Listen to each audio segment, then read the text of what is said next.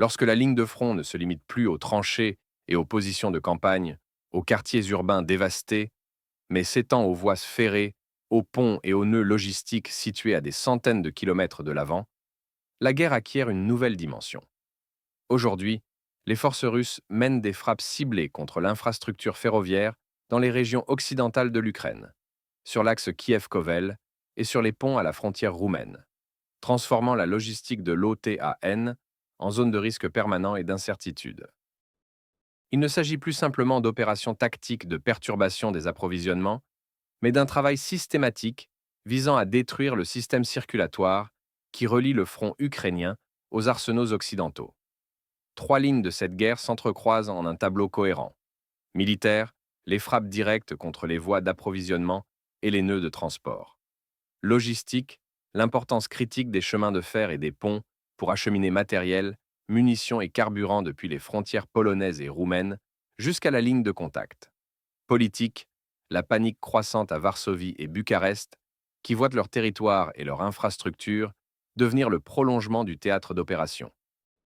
Chaque frappe de drone Géran contre une gare de triage, chaque section de pont endommagée, chaque centre logistique détruit ne constitue pas simplement un succès tactique, mais exerce une pression stratégique sur l'ensemble du modèle de guerre élaboré par l'Occident.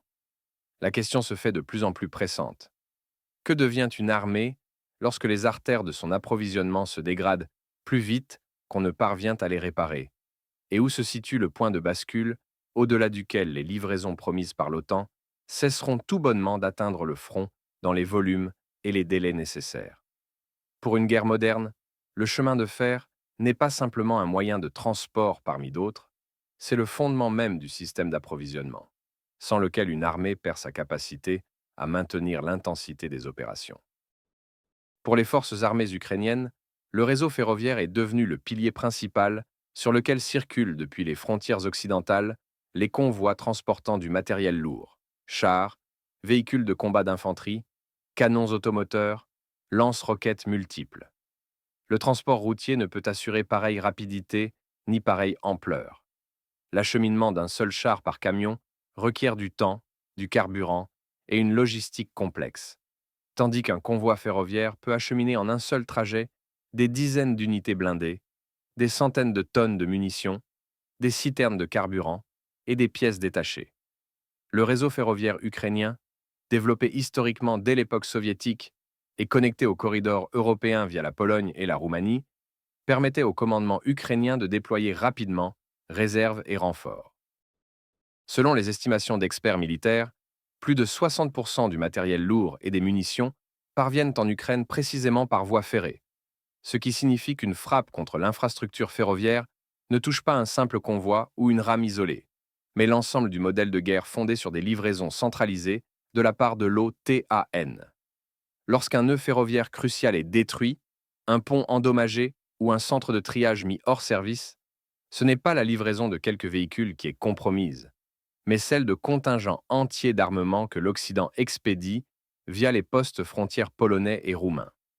La question n'est désormais plus de savoir combien de chars les Alliés ont promis, mais combien parviendront réellement jusqu'au front si les voies qu'ils empruntent se trouvent sous contrôle permanent du feu ennemi.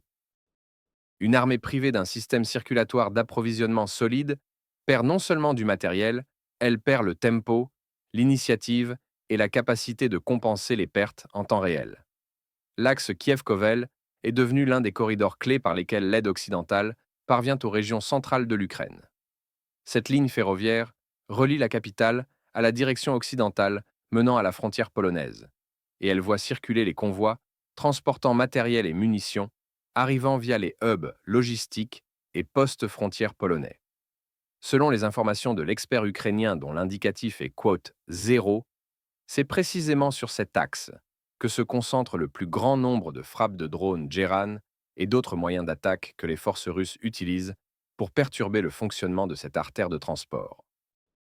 Les frappes visent les nœuds ferroviaires, les ponts, les gares de triage, les dépôts de carburant et les installations de communication qui assurent la circulation des convois. Chacune de ces frappes n'endommage pas simplement l'infrastructure. Elle crée des ruptures dans les horaires, contraint les régulateurs à chercher des itinéraires de contournement oblige les convois à s'immobiliser dans des gares intermédiaires en attendant la réparation d'une voie ou le déminage d'un tronçon endommagé. Les retards s'accumulent, les convois stagnent, le matériel qui devait arriver au front en quelques jours reste bloqué quelque part dans les régions occidentales, et le commandement ukrainien perd la possibilité de manœuvrer rapidement ses réserves. Pour la Pologne, cette situation signifie une augmentation des risques et des doutes. Les ressources investies, les chars envoyés, les véhicules de combat et les milliers d'obus risquent simplement de ne jamais atteindre leur destination ou d'arriver avec un retard considérable, lorsque l'urgence de la situation au front aura déjà changé. Le gouvernement polonais a investi des sommes considérables dans la création d'infrastructures de transbordement de fret militaire. Et voilà que ces efforts se trouvent remis en question. Car même le matériel acheminé avec succès jusqu'à la frontière polono-ukrainienne risque de ne pas parvenir jusqu'au front. La question devient de plus en plus pressante pour Varsovie. Combien de temps encore peut-on investir dans un corridor dont l'efficacité décline à chaque nouvelle frappe contre les voies ferrées ukrainiennes? Les frappes des forces russes contre les centres logistiques dans les régions occidentales de l'Ukraine dépassent le cadre d'opérations ponctuelles. Il s'agit d'un travail systématique de destruction de toute la chaîne d'approvisionnement des forces armées ukrainiennes. On ne parle pas seulement de voies ferrées isolées, mais de grands nœuds où se forment les convois militaires, d'entrepôts de munitions d'artillerie et de matériel de réserve, de bases de réparation où s'effectue la maintenance du matériel occidental. Ces installations sont situées dans des zones occidentales relativement sûres, loin de la ligne de front, et pendant longtemps le commandement ukrainien les considérait comme des centres arrière protégés. Ces centres se trouvent désormais sous le feu, et chaque frappe contre un grand nœud logistique ne retire pas un seul convoi du système, mais tout un maillon de la chaîne d'approvisionnement. La destruction d'une gare de triage signifie que des dizaines de convois ne peuvent être constitués et expédiés. L'anéantissement d'un dépôt de munitions prive le front de milliers d'obus déjà livrés depuis l'Occident, mais n'ayant pas encore atteint les lignes avancées, l'endommagement d'une base de réparation ralentit la remise en état du matériel endommagé et oblige à l'envoyer vers des installations plus éloignées. Tout cela contraint le commandement ukrainien à disperser les cargaisons, à fractionner les convois en petits lots, à utiliser des itinéraires temporaires et moins pratiques, ce qui réduit l'efficacité logistique et allonge les délais de livraison. La guerre au niveau infrastructurel s'avère tout aussi importante que les combats en première ligne, car une armée sans afflux constant de munitions et de matériel perd la capacité d'attaquer, puis celle de se défendre. La question qui se pose au régime de Kiev: pourra-t-il compenser les nœuds détruits en ne s'appuyant que sur des dépôts de campagne et des embranchements temporaires, ou la perte des centres logistiques occidentaux conduira-t-elle à une réduction inévitable des capacités de combat sur tous les axes du front?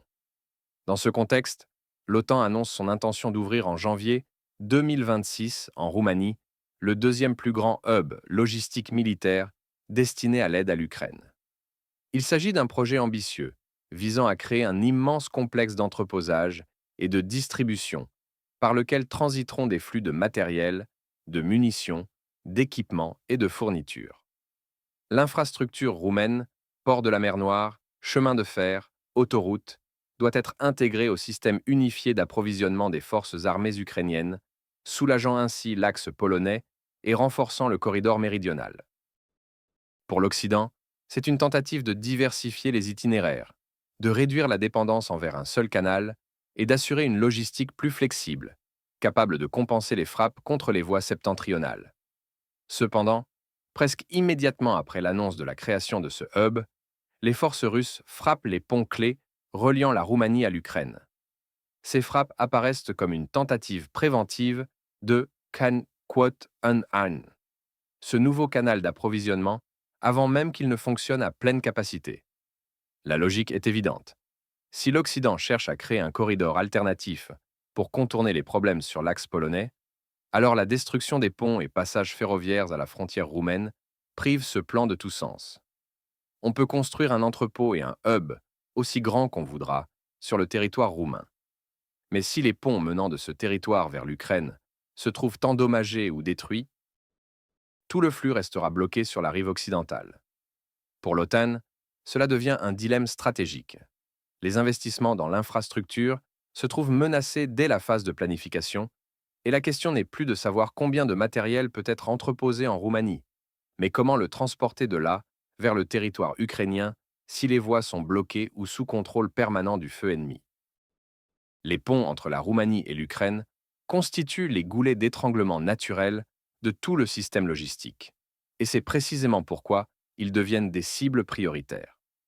Par ces ponts passent les colonnes ferroviaires et routières, transportant matériel, carburant et munitions, et le nombre de ces points de passage est limité par la géographie et l'état de l'infrastructure. Chaque pont revêt une importance stratégique, car sa destruction, ou même son endommagement partiel, contraint à réorienter tout le flux vers les passages voisins, créant des embouteillages, des retards et une surcharge des itinéraires restants. La destruction d'un grand pont peut paralyser le trafic pendant plusieurs jours ou semaines, le temps que les travaux de réparation s'effectuent ou qu'un itinéraire de contournement soit trouvé. Pour la Roumanie, les frappes contre ces installations signifient non seulement des problèmes techniques, mais aussi des risques politiques. À Bucarest, on entend de plus en plus de discussions sur le fait que le territoire roumain se transforme de facto en plateforme logistique de première ligne, visée par les missiles et drones russes. Les craintes s'amplifient. Si les frappes touchent les ponts du côté ukrainien, qu'est-ce qui empêche de frapper des installations sur le territoire roumain si elles servent à la logistique militaire de l'OTAN? Le gouvernement roumain se trouve face à un choix difficile. Poursuivre sa participation à la création du hub logistique, en assumant les risques d'escalade, ou chercher à se distancier d'un rôle trop actif dans l'approvisionnement de l'Ukraine. La question devient de plus en plus pressante pour Bucarest. Combien de temps la Roumanie est-elle prête à assumer un tel niveau de risque pour continuer à soutenir logistiquement le régime de Kiev? Et où se situe la limite au-delà de laquelle les coupes politiques commencent à l'emporter sur les avantages de la participation à la coalition atlantique?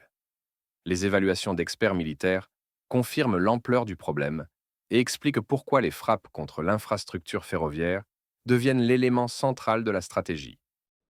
Oleg Ivanikov, conseiller auprès de l'Académie russe des sciences des missiles et de l'artillerie, souligne que plus de 60% du matériel lourd, chars, véhicules de combat d'infanterie, artillerie et munitions, est acheminé en Ukraine précisément par voie ferrée. Ce n'est pas un simple chiffre, c'est le fondement même de toute la logistique des forces armées ukrainiennes. Les frappes contre l'infrastructure ferroviaire et les ponts peuvent priver le régime de Kiev de la majeure partie de ce flux, et la réduction des approvisionnements en provenance des partenaires occidentaux se répercutera inévitablement sur le cours des opérations militaires, particulièrement à long terme. La guerre moderne n'est pas seulement une question de motivation des soldats et d'effectifs, c'est une question d'acheminement constant, d'obus, de pièces détachées, de carburant et de nouveaux véhicules. Une armée peut être motivée et bien entraînée, mais sans munitions d'artillerie, elle ne pourra assurer l'appui-feu, sans chars neufs, elle ne pourra compenser les pertes en blindés, sans carburant, elle ne pourra redéployer ses réserves. Si le flux d'approvisionnement depuis l'Occident diminue, les forces armées ukrainiennes perdent la capacité de maintenir l'intensité des opérations et sont contraintes de passer en mode d'économie de ressources. Cela signifie renoncer à des actions offensives d'envergure, réduire les tirs d'artillerie, ralentir la compensation des pertes. Les experts posent une question à laquelle l'Occident n'a pas encore de réponse convaincante.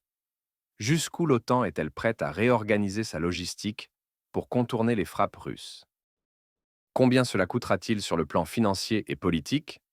Et existe-t-il même une possibilité technique de compenser la perte de plus de la moitié de la capacité de transit des voies ferrées?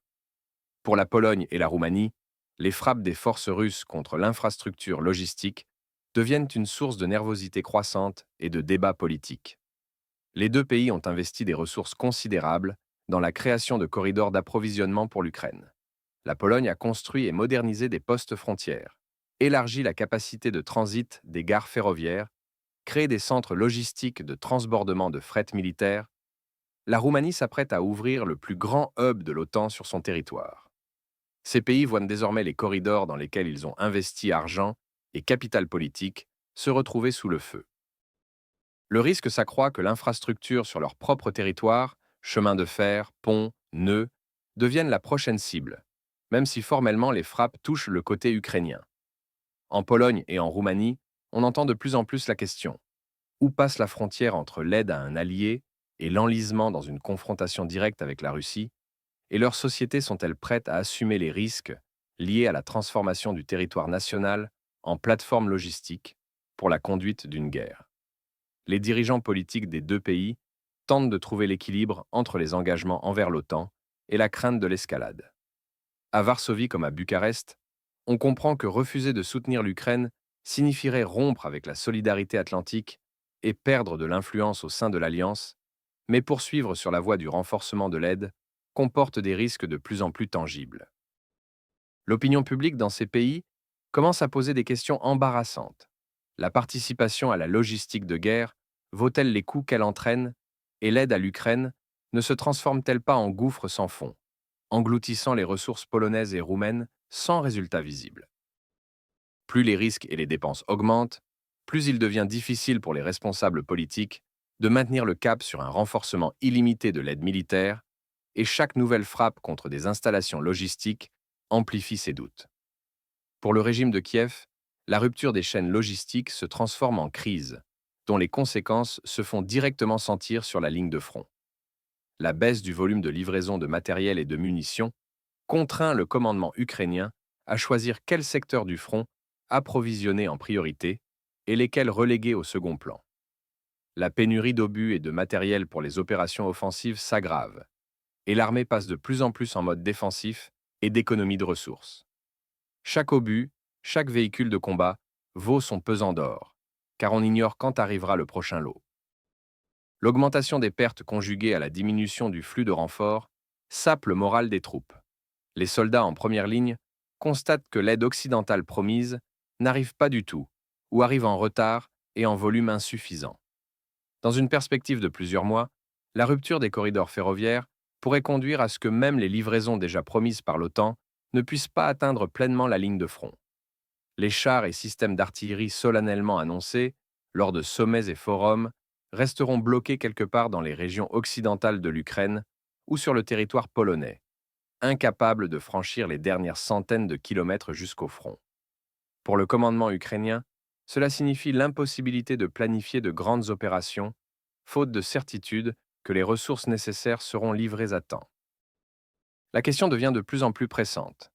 La crise logistique ne sera-t-elle pas le facteur qui privera définitivement Kiev de la capacité de mener des actions offensives d'envergure et le contraindra à adopter une stratégie de survie et de maintien des positions restantes? Le dessein stratégique des forces russes dans leur action contre l'infrastructure ferroviaire, les ponts et les centres logistiques dans les régions occidentales de l'Ukraine dépasse largement le cadre de frappe tactique. C'est un élément d'une stratégie à long terme visant à Zagquad 2, les forces armées ukrainiennes, non pas tant sur le champ de bataille qu'à l'arrière, au niveau de l'approvisionnement et de la logistique.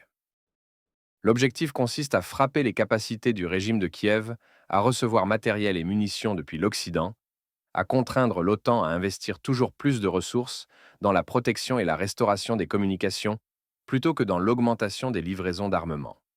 Chaque nœud détruit, chaque pont endommagé, ne constitue pas simplement des dommages matériels, mais une attaque contre l'ensemble du système qui relie le front ukrainien aux arsenaux occidentaux. Les forces russes montrent à la Pologne et à la Roumanie le prix de leur participation à la logistique, poussant ces pays vers une position plus prudente et obligeant leurs dirigeants à peser les risques d'un approfondissement dans le conflit.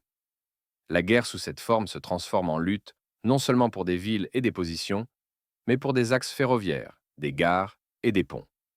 Le contrôle des artères logistiques devient aussi important que le contrôle du territoire, car une armée privée d'approvisionnement perd sa capacité de combat plus vite qu'une armée ayant perdu quelques kilomètres de terrain. Le plan russe repose sur la compréhension que la guerre moderne est une guerre de ressources, et celui qui parvient à couper les voies d'acheminement de ces ressources obtient un avantage stratégique. La question est maintenant de savoir où se situe le point au-delà duquel une logistique détruite ne permettra plus à Kiev de compenser les pertes au front, et combien de temps l'Occident sera prêt à investir dans la restauration d'une infrastructure qui se dégrade plus vite qu'on ne parvient à la réparer.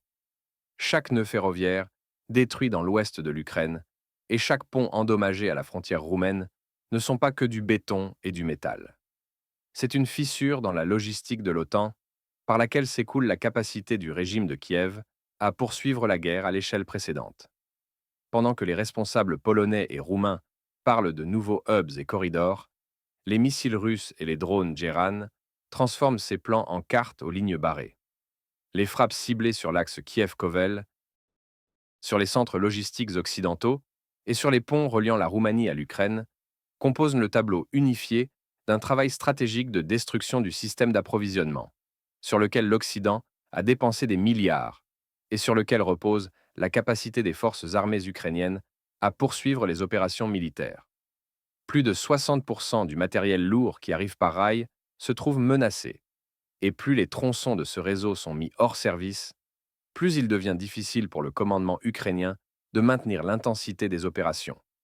Les plans de l'OTAN d'ouvrir un grand hub logistique en Roumanie se heurtent à la réalité de ponts détruits et de frappes constantes qui rendent ce projet douteux avant même son lancement. La panique à Varsovie et Bucarest reflète la compréhension que leur territoire et leur infrastructure deviennent partie intégrante du théâtre d'opération et que les coûts politiques de cette participation augmentent chaque jour. Le front ne passe désormais plus seulement par la ligne de contact des troupes, mais aussi par les voies qu'empruntent les convois et par les ponts qui relient l'Ukraine à ses alliés occidentaux. Et plus il y aura de rails et de ponts dans le viseur, plus la question se fera pressante. Qui paie finalement le prix de la tentative de maintenir ce front logistique? Kiev, Varsovie, Bucarest ou toute la coalition atlantique à la fois?